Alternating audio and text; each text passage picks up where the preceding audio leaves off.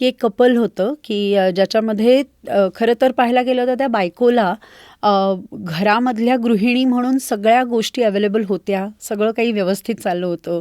नवरा पगार महिने पैसे कमवत होता, घर चालवत होता, तिला जे हवं ते सगळं देत होता.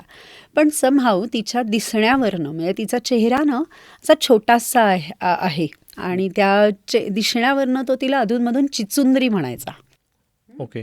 आता चिचुंद्री हे निकनेम असल्यासारखं त्याने सुरुवात केली होती आणि थोडं नंतर असं झालं की तिच्या मैत्रिणी जरी आल्या, एखादं गेट टुगेदर असेल तेव्हा 4 चौघांमध्ये अशा पद्धतीने तिला त्याने म्हणायला सुरुवात केली. ते थोडंसं सुरुवातीला तिला हर्ट व्हायचं, ती अधूनमधून कधी बोलूनही दाखवायची.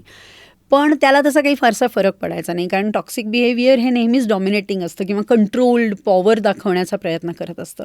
त्यामुळे त्याचं म्हणणं असं की एवढं काय त्याच्यात बिघडतंय, मी तुला एरवी कधी काही कमी करतोय का, अशा अर्थाने.